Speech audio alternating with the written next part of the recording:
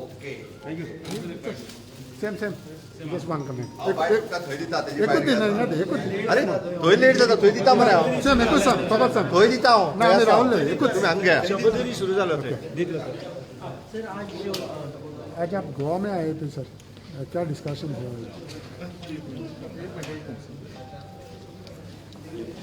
या तो मैं गोवा में आज आया था और मुख्यमंत्री प्रमोद सावंत जी से एक मीटिंग हो गई अधिकारियों के साथ।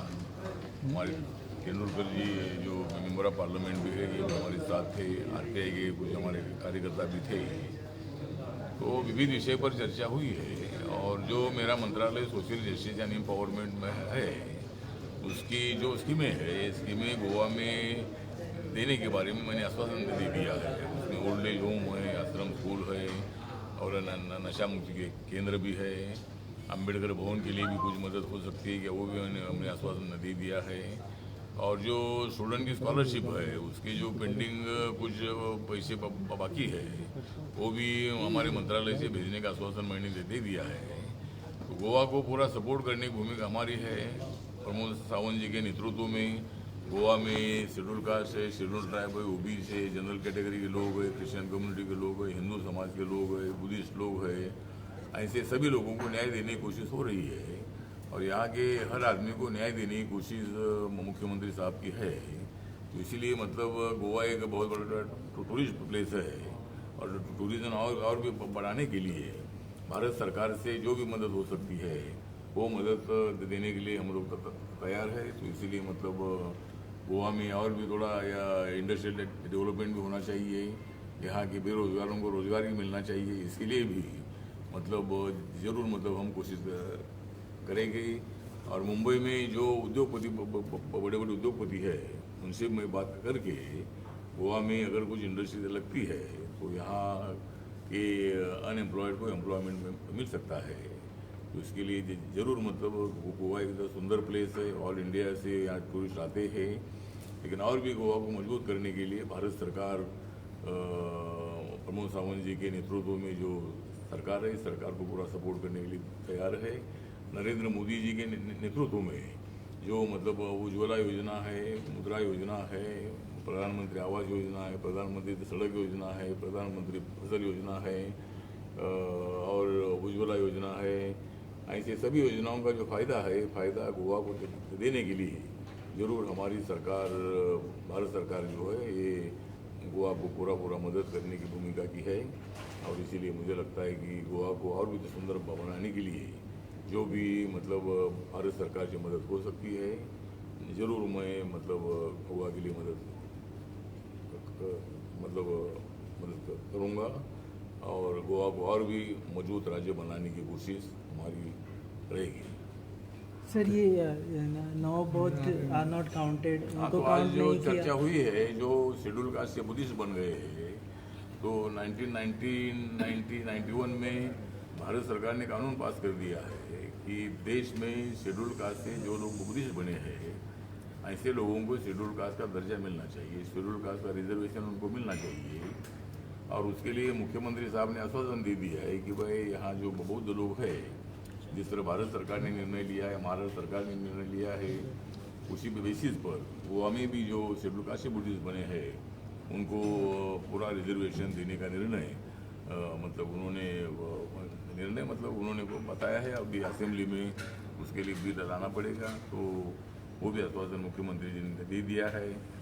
और शेड्यूल कास्ट के लिए एक अलग फाइनेंस कॉरपोरेशन होना चाहिए मांग हमारी आरपीआई की थी, लेकिन यहाँ पॉपुलेशन बहुत कम है और इसीलिए अकेले शेड्यूल बताया है। इंडियन पार्टी को सत्ता में भागीदारी देने के बारे में भी उन्होंने आश्वासित किया है। सर एनडीए में आप अकेले नॉन बीजेपी मिनिस्टर रहे हैं अभी तक, सो डू यू थिंक आपको लगता है कि बाकी पार्टीज ने भी एनडीए को ज्वाइन करने चाहिए? आपने स्टेटमेंट किया था कि NCP also should join NDA, तो बाद में बहुत बवाल मचा था। मैंने ऐसा बोला था लेकिन अभी एनसीपी तो उधर सरकार में है, शरद पवार जी हमारे पहले पुराने मित्र हैं, इसीलिए मैंने बोला था कि शरद पवार और एनसीपी अगर एनडीए में आती है तो माननीय नरेंद्र मोदी जी को शरद पवार के अनुभव का भी अच्छा फायदा हो सकता है। वो किसान नेता है, लेकिन अभी वो आएगा या नहीं वो उनके ऊपर डिपेंड है। लेकिन मतलब अभी एनडीए में मैं अकेला जरूर हूँ, लेकिन और भी पार्टियां एनडीए में आ सकती है। जगनमोहन रेड्डी की पार्टी आंध्रा की है, बाकी की भी कुछ पार्टियां, बिजू जनता दल है उड़ीसा में, और भी कई पार्टियां एनडीए में आ सकती है। और कोई आए या ना आए, हमारे पास इतनी मेजॉरिटी है कि सरकार तो 5 साल चलने वाली है। 24 में भी नरेंद्र मोदी जी की सरकार आएगी। और जब तक कांग्रेस पार्टी है, मतलब कांग्रेस पार्टी तो ही है, लेकिन कांग्रेस पार्टी का जनाधार टूटता जा रहा है। कांग्रेस पार्टी नेशनल पार्टी है, लेकिन अभी कांग्रेस पार्टी के दिन चले गए हैं और अभी एनडीए के दिन आए हैं, बीजेपी के दिन आए हैं। आप लोग जानते हैं कि वेस्ट बंगाल में भी अभी बीजेपी की सरकार आने वाली है। कल अमित भाई शाह जी वहाँ थे और वहाँ जो बहुत सारे मतलब लोगों ने बीजेपी में प्रवेश किया है, और वहाँ कम से कम 200 के ऊपर सीटें, जो 294 सीटें है, उसमें बीजेपी की 200 सीटें, 200 से ज़्यादा सीटें आने की संभावना है। मेरी रिपब्लिकन पार्टी ऑफ इंडिया भी वेस्ट बंगाल में है, वहाँ दलितों का परसेंटेज 36% है। तो रिपब्लिकन पार्टी भी अगर बीजेपी के साथ वहाँ रहेगी तो बीजेपी को और भी ज़्यादा फायदा हो सकता है। इसीलिए हमारी कोशिश है कि आरपीआई को 4-5 सीटें अगर मिलती है वो भी कोशिश हमारी रहेगी। लेकिन 100% वह बीजेपी की सरकार आ रही है। ममता बनर्जी गुमराह हो रही है, ममता बनर्जी भड़क रही है, गुंडागर्दी कर रही है। हमारे जेपी नड्डा जी के काफिले पर हमला भी हुआ था, कल अमित भाई थे, तब भी कुछ जगह पर मतलब पथराव हुआ था। तो मुझे लगता है कि ममता बनर्जी के जाने के दिन आ गए हैं और ममता बनर्जी की सरकार जाने वाली है और बीजेपी की सरकार वो आने वाली है। सर, आप सीट शेयरिंग की बात करेंगे वेस्ट बंगाल में बीजेपी के साथ 4-5 सीटें मांगेंगे आप आरपीआई के लिए? मतलब जो वहाँ के दिलीप घोष जी वहाँ के अध्यक्ष है, हमारे वहाँ मुफ्ती मलिक मेरी पार्टी के अध्यक्ष है, वो उनके संपर्क में है। तो मैं भी अभी तक 2-3 दिन पहले मैं कलकत्ता में था, उनकी मेरी मुलाकात हुई नहीं, लेकिन मोबाइल पर मेरी बात हुई थी। तो देखते मैं जेपी नड्डा जी से बात करूँगा, अमित भाई से भी बात करूँगा, और आरपीआई को भी वहाँ साथ में लेना चाहिए। इसके लिए हमारी कोशिश जारी रहेगी। कितनी सीटें मांगेंगे सर वेस्ट बंगाल? अभी 10 सीटें देंगे, उसमें ये 4-5 सीटें, 3-4 सीटें भी मिलती है तो भी मतलब हम बीजेपी के साथ लड़ेंगे। सर, किसान का प्रोटेस्ट दिन बे दिन जल रहा है, कैसे देख रहे हैं? क्या आपका इसका? किसानों का जो आंदोलन है, आंदोलन पॉलिटिकल बनता जा रहा है। उनको जरूर आंदोलन करने का अधिकार है लोकतंत्र में, उनको मांग करने का अधिकार है, संवाद करने का अधिकार है।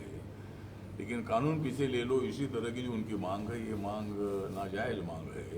अगर ये कानून पीछे ले लेगी तो पार्लियामेंट में तो विरोध होता ही है। हर कानून जब बनता है तो मेजॉरिटी से वहाँ कानून पास होता है, और हर कानून पीछे ले लो बोलेंगे तो फिर लोकतंत्र धोखे में आ जाएगा, संविधान धोखे में आ जाएगा। इसीलिए किसान नेताओं ने मतलब सरकार ने जो कॉम्प्रोमाइजिंग फार्मूला दिया है, एमएसपी है, एपीएमसी है, इसको कोई धक्का नहीं लगेगा। माननीय प्रधानमंत्री नरेंद्र मोदी जी ने मध्य प्रदेश के किसानों को संबोधित करते वक्त बताया है कि भाई आपकी ज़मीन को कोई खतरा नहीं है, आपकी ज़मीन आपके पास ही रहेगी, कोई दबाव से ज़मीन खरीदने का कोई विषय नहीं पैदा होता है। लेकिन किसानों को गुमराह किया जा रहा है, किसानों को भड़काया जा रहा है। अभी 25 दिन हो रहे हैं और किसान ठंडी में वहाँ बैठे, तो ये भी हमें उनकी चिंता है। उन्होंने आंदोलन पीछे लेना चाहिए, कोई ना कोई तो कॉम्प्रोमाइज फार्मूला एक्सेप्ट करना चाहिए। सरकार तो बातचीत करने के लिए तैयार है, 7-8 मीटिंग हो चुकी है, लेकिन कानून पीछे लेने की मांग का सरकार विरोध करती है। कानून पीछे नहीं लिया जाएगा, लेकिन जो सुधार उसमें करना है वो सुधार करने के लिए सरकार तैयार है। सर, जनवरी तक कोरोना वैक्सीन आएगा ऐसा बोल रहे हैं हेल्थ मिनिस्टर। कोरोना वैक्सीन अभी आएगा फरवरी में, 1-2 महीने में कोरोना वैक्सीन आएगा। और अभी कोरोना डाउन होता जा रहा है, कोरोना से जा रहा है। मैंने कोरोना को का नारा मैंने दिया था 20 फरवरी 2020 को, और कोरोना अभी कम होता जा रहा है। गोवा में भी बहुत कम है, हमारे महाराष्ट्र में भी कम होता जा रहा है। तो अभी लेकिन कोरोना रहेगा और 6-7 महीने रहेगा, लेकिन कोरोना को एक दिन यहाँ से जाना ही होगा और जब वैक्सीन आ जाएगी तो कोरोना हमेशा के लिए यहाँ से चला जाएगा। Sir last question sir, Maharashtra में उद्धव ठाकरे का गवर्नमेंट के बारे में क्या बोलते हैं? तो महाराष्ट्र में उद्धव ठाकरे जी की सरकार आई है, ये सरकार नहीं आनी चाहिए थी। बीजेपी को तो धोखा देकर माननीय उद्धव ठाकरे कांग्रेस और एनसीपी के साथ गए हैं, लेकिन इनमें कोई ठीक तालमेल नहीं दिखता है। और ये सरकार ने एक साल तो पूरा किया है, लेकिन दूसरा साल पूरा करना मुश्किल दिख रहा है। इसीलिए सरकार गिराने की बीजेपी की, आरपीआई की कोई कोशिश नहीं है। लेकिन सरकार गिर जाएगी तो हम सरकार को बनाएंगे, क्योंकि हमारे पास कम से कम 117 एमएलए है और सरकार गिर जाएगी तो हम सरकार बनाएंगे। सरकार गिराने की भूमिका हमारी बिल्कुल नहीं है और सरकार आपस के विवाद से गिर जाएगी, ऐसा मुझे लगता है। Thank you.